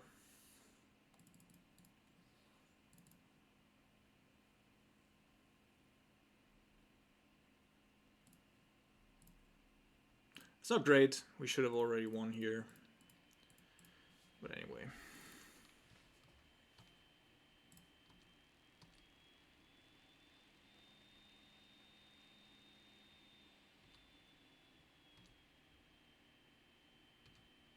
It's another car in the Great Creator.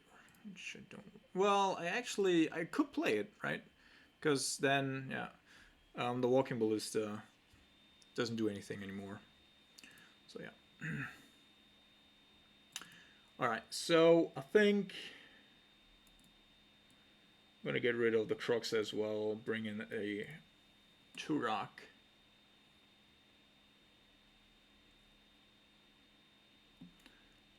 It requires me to target my opponent, which is slightly bad.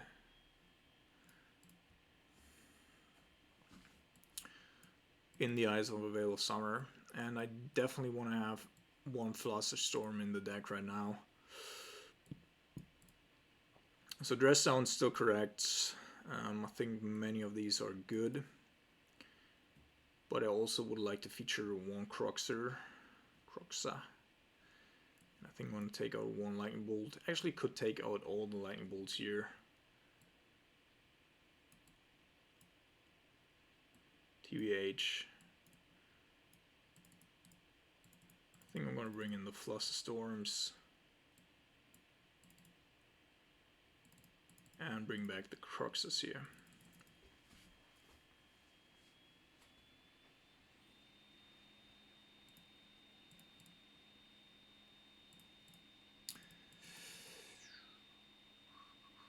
No, I don't think that we're going to keep this. Our opponent kept a 7. Okay. So I think I need to get rid of the Cryptic Command here. Need all the other cards.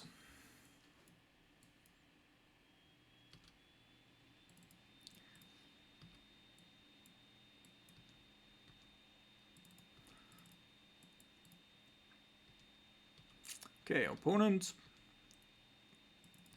certainly kept a hand where he does have access to Veil of Summer. But this is actually not too bad either.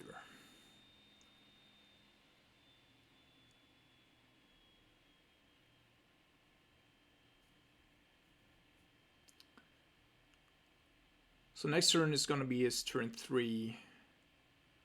So no Karn available. And yeah, I think I want to do it this turn in order to prevent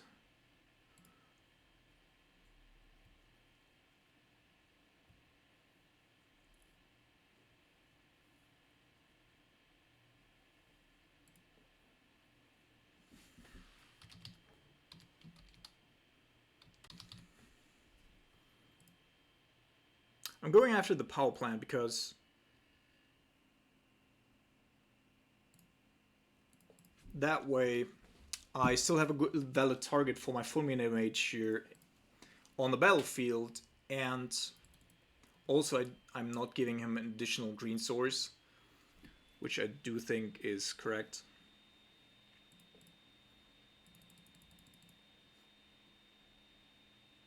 And then we're going to be waiting for him to tap out to then run in the Fulminator Mage, potentially.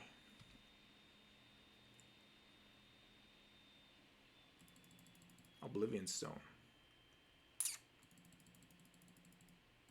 So I'm going to play in response here, but I'm not going to counter. I'm going to draw 2 cards.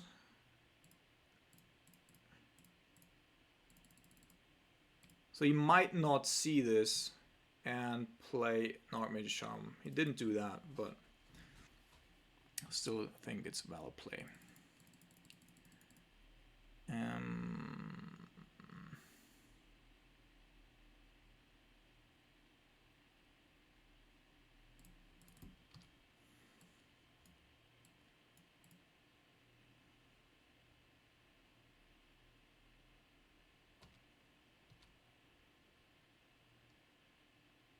There we go.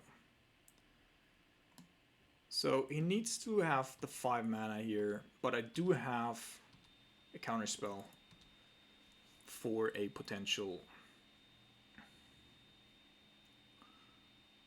Veil of Summer at the ready as well. That one's good as well. So I think I can go with the Swamp here. And then go Fulminator Mage.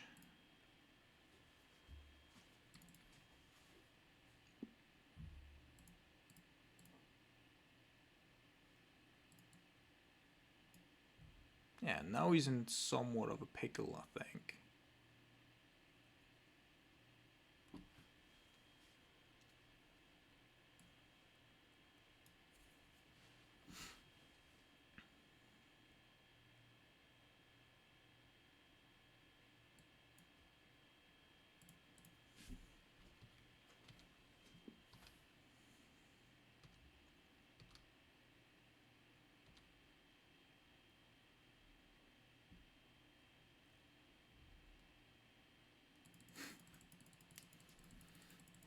Alright. So did have Boseiju.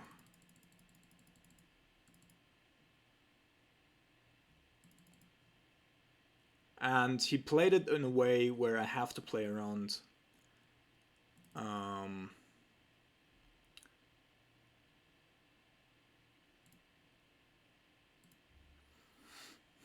Veil of Summer, which I respect.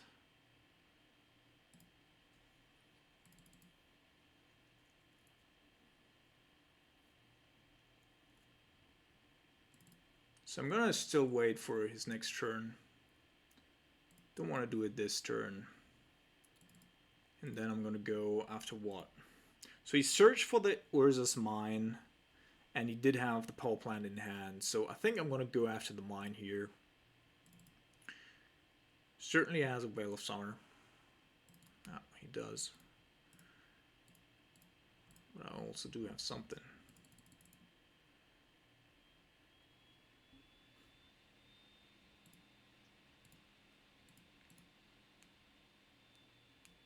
Yes. Okay. We're in the game. And now I think I'm gonna go with a dashed Ragavan each turn. I don't like that.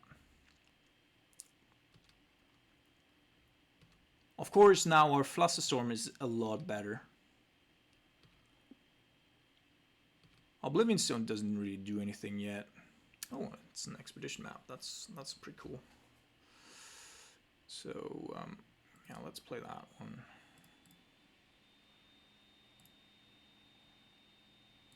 And then shock this one so that we still have Counterspell plus Flusterstorm up if we need it. Right.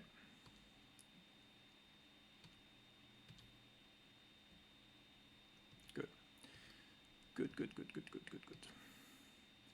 So I could go with the Snapcaster Mage into an Archmage's Charm here. And maybe that's worth it. Because I do want to have more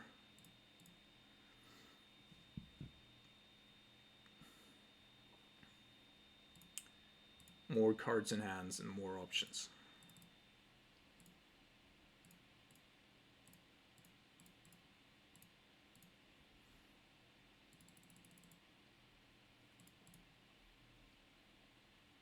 Okay.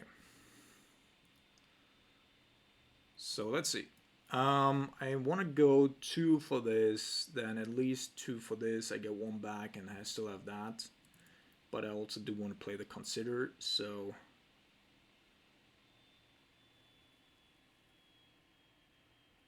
I'm going to play the Scalding Torn first. I want the Expedition map to fetch a whole Storm Giants. That's why. I am so picky here.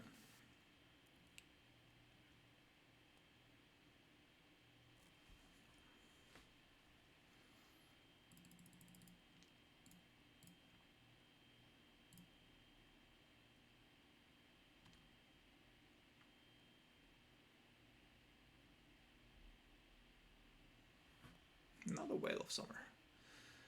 Alright, now I don't want him to draw another card, obviously. makes things a little easier.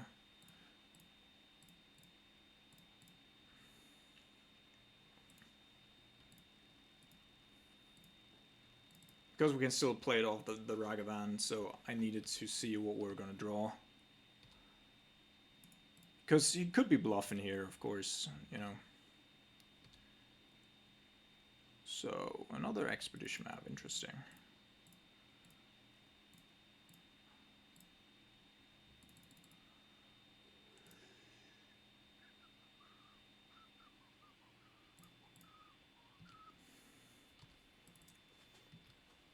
All right.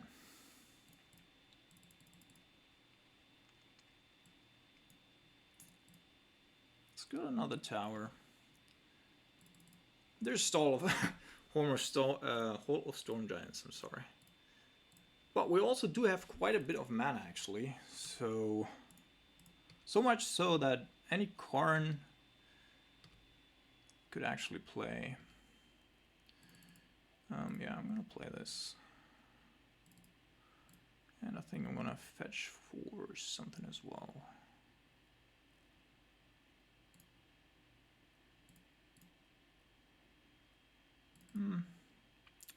It's okay, I guess. So we have lethal next turn, so I'm gonna play this, and I'm also gonna fetch for a tar pits. So.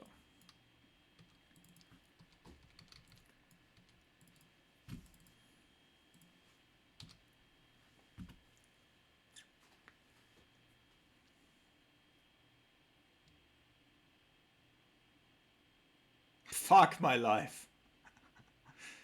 Oh my fucking god.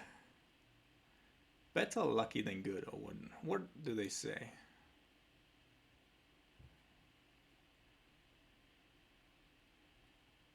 So is he gonna bring in a snaring bridge here? Could, of course.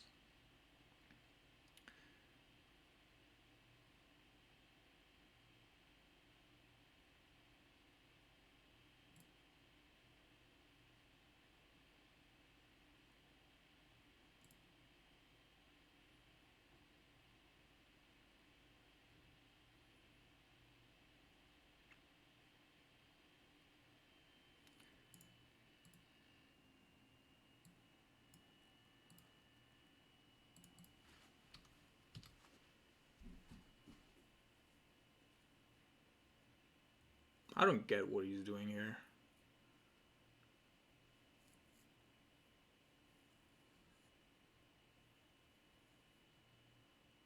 So he's so eager. Oh, interesting. Interesting. So since we're not playing lightning bolts anymore, that's not really an option. Doughty. I think I have to get rid of the Karn.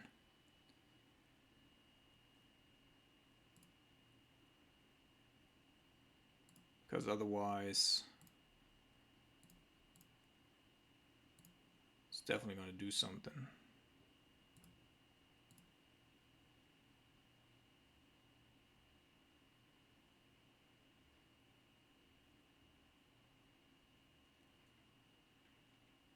Could have also threatened lethal here, maybe, so that I force him to do so. But anyway.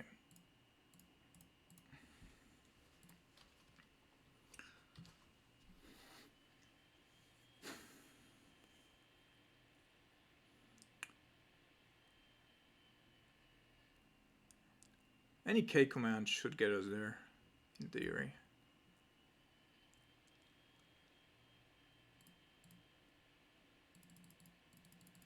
All right. Let's see.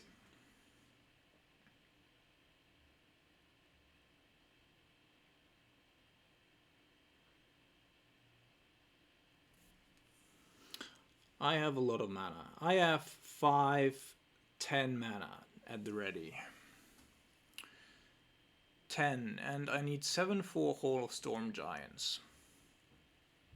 On the other hand, though, I need to get rid of that Worm Coil engine as well. And I also need to deal with other stuff. So I can go K commands, destroy the Worm Coil engine, return the Snapcaster Mage. That's 5. Then snap, K command, destroy this, attack with that, have him discard. Or alternatively,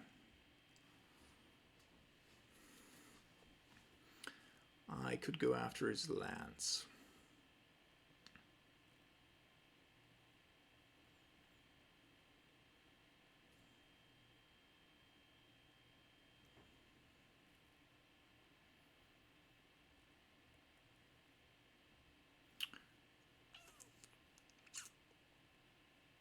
If I destroy the Ensnaring Bridge, bring back a Snapcaster Mage.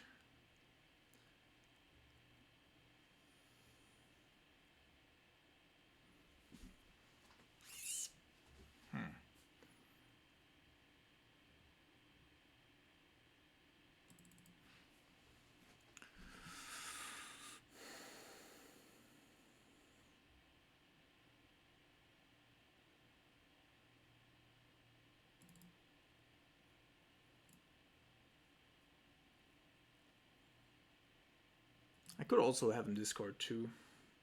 Like discard, return snap, snap, have him discard, return the Fulminator Mage. That's also not great.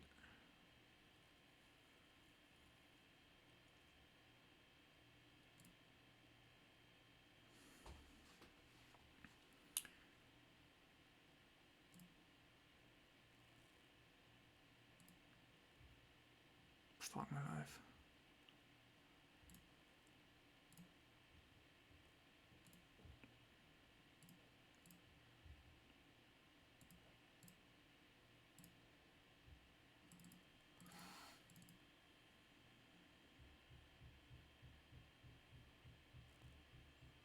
So now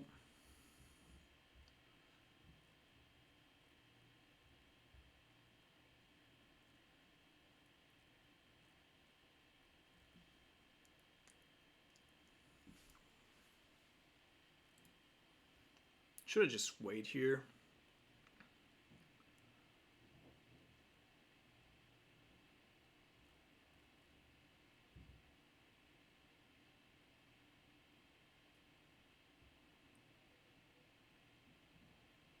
If he had like an Ulamog, he would have played it, right? He's got 9 mana.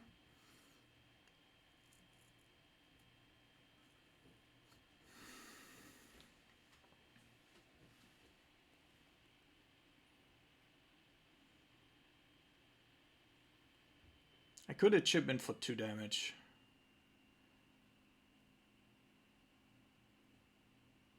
I definitely need to get rid of that bridge. The only question is, do I have him discard? Or do I do other stuff? So I think I'm gonna bring this in, because then I still have 5 mana open. So that is pretty easy.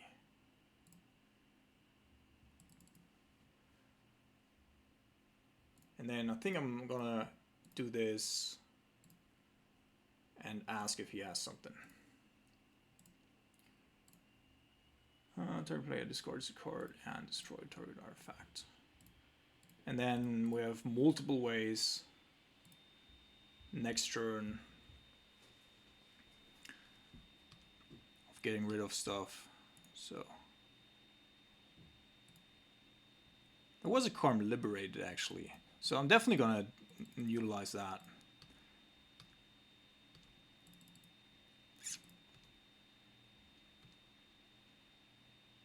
There's another one. All right.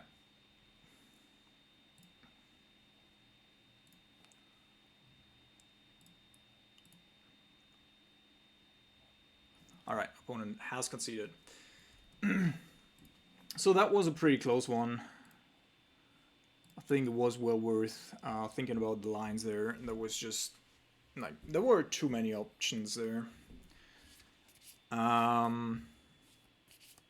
yeah, overall, I think it was a pretty fun league, although we had a little bit of bad luck with all the Underworld Breach decks.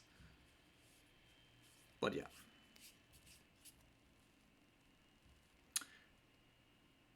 You did see that you can beat basically anything in the format, and that, you know, Violent Outburst is just broken currently with the amount of backup that is available for free in the format, in the form of Force of Negation and, you know, all the elementals that they can run, including Endurance, Fury, Subtlety, all in that deck. Yeah, super happy with my deck. On the other hand, I think, of course, I had a missed target against the Rhinos deck, a misclick or something that I was just already thinking about the next thing. I don't know, I have to watch the replay. And otherwise, yeah, Tron, even with lots of Veils of Summer, is beatable. I think that was also pretty neat. And I hope you enjoyed it, and see you around next time, guys.